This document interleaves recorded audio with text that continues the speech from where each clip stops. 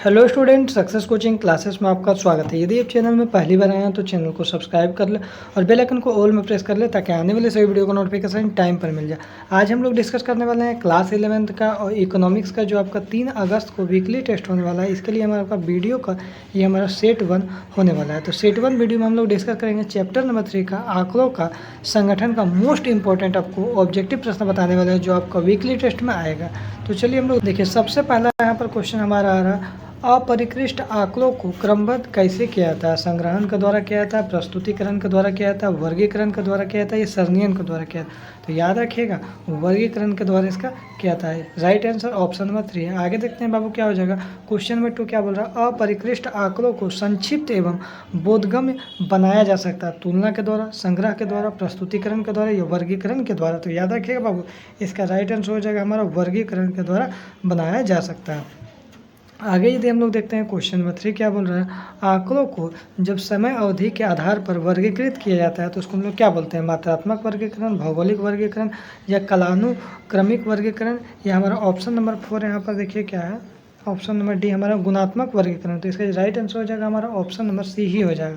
Option number C क्या हो जाएगा? तो हमारा कालानुक्रमिक वर्गीकरण हो जाएगा। आगे यदि हम लोग देखते हैं क्वेश्चन नंबर 4 क्या बोल रहा है, तो क्वेश्चन नंबर 4 यहाँ पर बोला, जो गेहूं की उपज, गेहूं जो है वो उपज भारत के किस राज्य में, भारत का कौन सा राज्य में सबसे अधिक होती है, और यह किस प्रकार का वर्गीकरण में? जैसे कहीं ज़्यादा होगा उपज तो कहीं भी कम भी होगा। तो इसमें मात्रा का खेल है, तो इसका राइट आंसर क्या हो जाएगा? गुणात्मक वर्गीकरण नहीं होगा, क्योंकि गुण से कोई मतलब नहीं।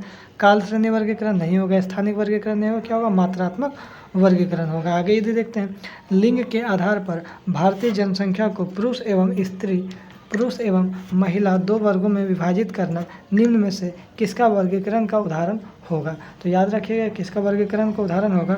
तो आपका मात्रात्मक वर्गीकरण नहीं होगा, कालिक वर्गीकरण नहीं होगा, स्थानिक वर्गीकरण नहीं होगा, क्या गुणात्मक वर्गीकरण होगा, क्योंकि इसमें क्वालिटी देखा जाएगा, गुण देखा जाएगा। आगे यदि हम लोग देखते हैं, ऊंचाई, भार, आयु, छात्रों के अंक आदि विशेषता के आधार पर वर्गीकरण किया। अगर किसी चीज़ को ऊंचाई को हो गया, भार का हो गया, आयु का हो गया, छात्रों का अंक हो गया, इसको किस प्रकार का वर्गीकरण में रखा जाएगा? मात्रात्मक वर्गीकरण, गुणात्मक वर्गीकरण, या कालिक वर्गीकरण, या स्थानिक वर्गीकरण? तो याद रखिएगा, इसका राइट आंसर हो जाएगा आपका मात्रात्मक वर्गीकरण में रखा जाएगा। आगे यदि हम लोग देखते हैं क्वेश्चन नंबर 7 क्या बोल रहा है? गणित के प्राप्तांकों का वर्गीकरण क्या कहलाएगा? तो तुरंत ही बताया था, गणित के प्राप्तांक का मतलब नंबर के यहाँ पर बात बोल रहा है। तो इसका राइट आंसर हो जाएगा हमारा ऑप्शन नंबर डी हो जाएगा, मात्रात्मक वर्गीकरण, जो हमारा ऑप्शन नंबर डी हो जाएगा। क्वेश्चन नंबर 6 में भी हम आपको बताया था, ठीक है।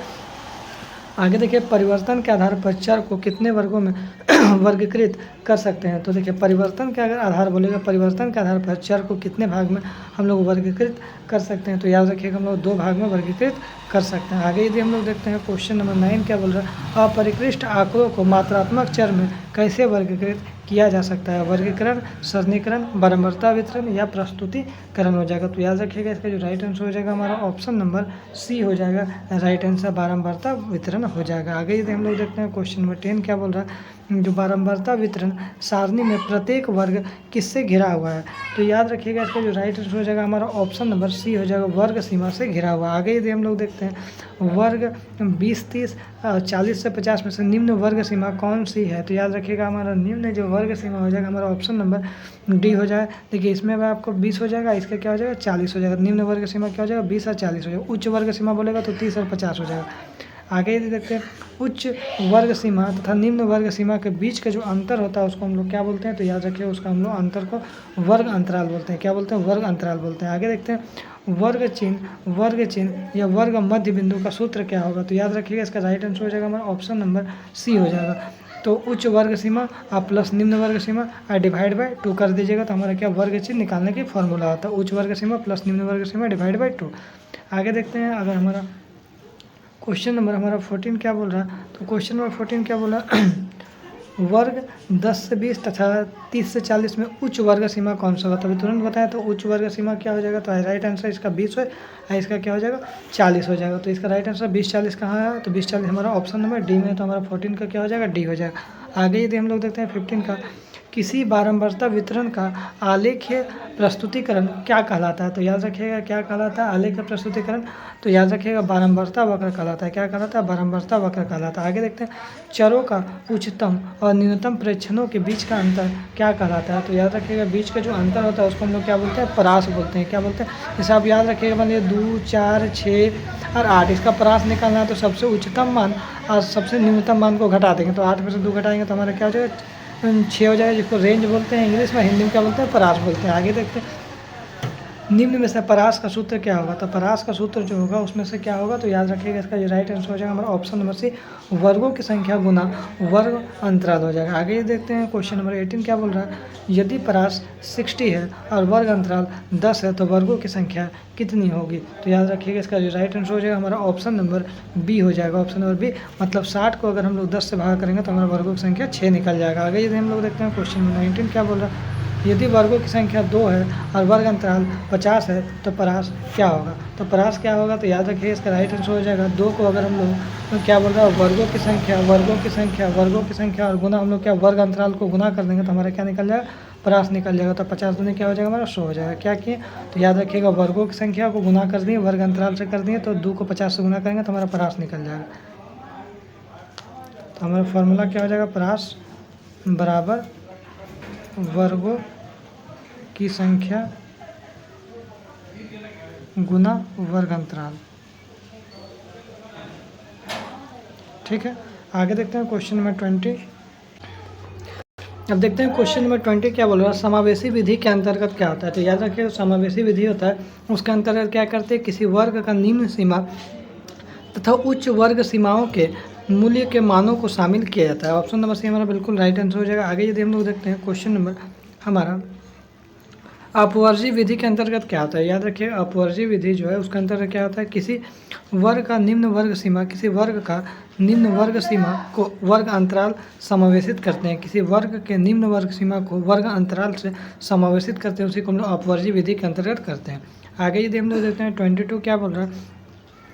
तो अपवर्जी विधि में 0.5 अंक प्राप्त करने के लिए विद्यार्थियों को किस वर्ग में रखा जाए? तो याद रखिएगा कौन सा वर्ग में अगर रखा जाए तो इसमें हम लोग क्या देखेंगे? हम लोग 5 से 10 के वर्ग में हम लोग देखेंगे। 5 से 10 के वर्ग में हम लोग को रखना होगा। तो 22 का हमारा क्या हो जाएगा? ऑप्शन नंबर बी हो जाएगा। आगे यदि हम लोग देखते हैं क्वेश्चन नंबर हमारा 23 क्या बोल रहा है? जो 1 से 10, 11 से 20, 21 से 30 या किस प्रकार का वर्ग अंतराल का उदाहरण है? तो याद रखिए वर्ग अंतराल हो जाएगा, आवर्ती वितरण हो जाएगा, वर्ग सीमा हो जाएगा, समावेशी हो जाएगा। तो याद रखिएगा 23 का जो हमारा ऑप्शन नंबर जो वाला है ऑप्शन नंबर डी होना है, समावेशी वर्ग अंतराल कहलाएगा। आगे यदि हम लोग देते हैं यदि किसी वर्ग में मिलान चिन्ह 7 है तो किस प्रकार लिखेंगे? तो देखिए 1, 2, 3, 4, 5 को कट कर दीजिएगा, यहाँ पर 2, 7 कहाँ पे है? तो ये तो ऑप्शन में 5 हो जाएगा, नहीं होगा। ये तो 4 हो जाएगा, ये भी नहीं होगा। ये देखिए 6 है तो ये भी नहीं होगा। तो हमारा ऑप्शन नंबर डी हो जाएगा राइट आंसर, 7 हो जाएगा, क्योंकि 4 से 5 में कट गया, 2 यहाँ पर होगा। आगे यदि देखते हैं मिलान चिन्हों की गणना कितनी संख्याओं के समूह में की जाती है? तो याद रखिएगा 25 का जो आपका हो जाएगा राइट आंसर हो जाएगा हमारा ऑप्शन नंबर हो जाएगा सी हो जाएगा। सॉरी ऑप्शन नंबर सी हो जाएगा, 5 हो जाएगा। मिलान चिन्हों की गणना कितनी संख्याओं के समूह में किया जा सकता है? तो 5 इसका राइट आंसर है, 5 समूह में किया जा सकता है। आगे देखते हैं क्वेश्चन नंबर 26 क्या बोल रहा है? तो क्वेश्चन नंबर 26 क्या बोल रहा है? यदि कोई विद्यार्थी 42 अंक प्राप्त करता है तो मिलान चिन्ह किस वर्ग में लगाया जाए? तो कौन सा वर्ग में लगाया जाए? तो यहाँ पर 42 आया ना, तो 42 आया तो हमारा ऑप्शन नंबर सी हो जाएगा, क्योंकि 40 से 50 के अंदर में ना आया है जी। अगर 42, 44 ऐसा कुछ भी बोलता तो 40 से 50, अगर हमको बोलता है कि 33 तो 30 से 40 के अंदर में रखते हैं। ठीक है, आगे देखते हैं क्वेश्चन नंबर 27 हमारा क्या बोला है? तो क्वेश्चन नंबर 27 क्या बोला? दो चरों के बारंबारता वितरण को किस नाम से जानते हैं? दो चरों के बारंबारता वितरण को किस नाम से जानते हैं? तो याद रखिएगा द्विचर वितरण के नाम से भी हम लोग जानते हैं। आगे यदि हम लोग देखते हैं क्वेश्चन नंबर 28, अपरिकृष्ट आंकड़ों के संबंध में निम्न कथनों को में से कौन सा सही कथन का चयन कीजिए? तो याद रखिएगा पहला बोल रहा अपरिकृष्ट आंकड़ों से निष्कर्ष निकालना आसान होता है, बिल्कुल गलत है। अपरिकृष्ट आंकड़ा प्राय छोटे होते हैं, बिल्कुल गलत है। अपरिकृष्ट आंकड़े अव्यवस्थित होते हैं, ये बिल्कुल राइट कथन यहाँ पर बोला गया। आगे देखते हैं 29 क्या बोला? आंकड़ों के गुणात्मक वर्गीकरण का आधार क्या होता है? भाई आंकड़ों का गुणात्मक वर्गीकरण जो होता है क्या समय के आधार पर, भौगोलिक स्थान के आधार पर, या विशेष गुण के आधार पर, या फिर मात्रा के आधार पर होगा?